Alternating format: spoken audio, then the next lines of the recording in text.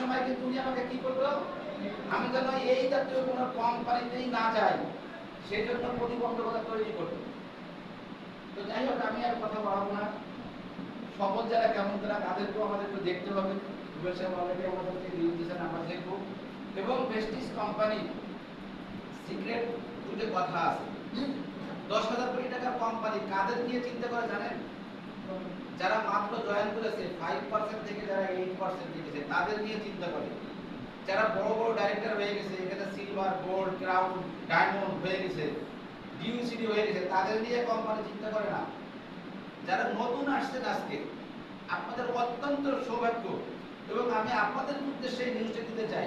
আপনাদেরকে নিয়ে মিস্টার গৌতম বালি চিন্তা করে এবং আপনাদেরকে নিয়ে কাজ করে। যারা ডাইরেক্টর হয়ে গেছে বা তাদের নিয়ে কাজ করে না। এত রুবেল সাহেব বললো যে আপনি চলন্ত সিঁড়িতে ওঠার মতো, আপনি উঠবেন, আপনার নিচে কিছু লোক আপনি দিয়েছেন, সিঁড়ি তো চলতে থাকবে। আপনি যদি আরেকজনকে জয়েন করাই দেন তাতেও সিঁড়ি চলবে, যদি জয়েন না করা দেন তাতেও চলবে।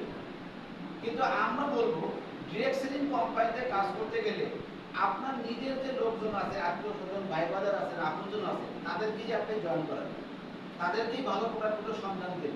অটোমেটিকলি আপনি আপনার সাকসেসের মঞ্চে আপনি যেতে পারবেন, কেউ ঠেকায় রাখতে পারবে না।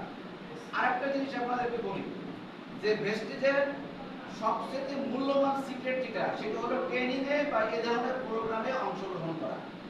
আপনি যত ট্রেনিং এ অংশগ্রহণ করবেন আপনার সফলতার পালা তত ভারী হবে। দেখেন, আমি যখন ট্রেনিং দিতাম সেই রামপুরে যেতে হতো, উত্তরা যেতে হতো। আজকে আমাদের প্রাণের দাবি ছিল যে সাভারে যদি আমাদের একটু বসার জায়গা হতো, যেখানে বসে একটু চা খেতে পারতাম। শুকরিয়া, আলহামদুলিল্লাহ, আল্লাহর কাছে অনেক শুকরিয়া যে সাভারে আমরা এসি রুম পেয়ে গেছি, এসি অফিস পেয়ে গেছি।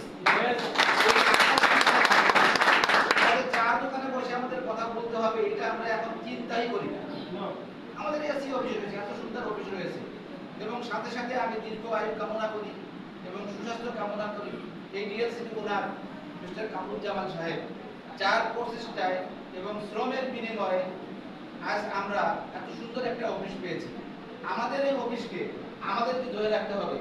যেদিন এই অফিসটা উদ্বোধন হয় সেদিন কামরুজ্জামান সাহেব একটা কথা বলছিল যে ভাই এই অফিসটা কার? বলছিলাম যে আপনার। হয় না, তো বললাম যে কার অফিস? আপনার নামটা যে আপনার। হয় না, আপনার কথাটা হয় নাই, অফিসটা আমাদের। আপনি কি বুঝতে পারছেন কত বড় মনের বুঝে দিয়েছে? অফিসটা করছে উনি। আমি বললাম যে আপনার, উনি বলছেন না আমার না, কথাটা হবে আমাদের। অর্থাৎ এই অফিসটা কাদের? আমাদের। বলেন কাদের? আমাদের। আমাদের অফিস। আমাদের অফিসকে চালু রাখার জন্য, আমাদের অফিসকে অ্যাক্টিভ রাখার জন্য কাজ কাদের করতে হবে? আমাদের। আমরা কাজ করব তো সবাই? আসেন এবার আমরা দেখি যে সফল ধারা কেমন ধারা। আমরা 8% দিয়ে শুরু করব।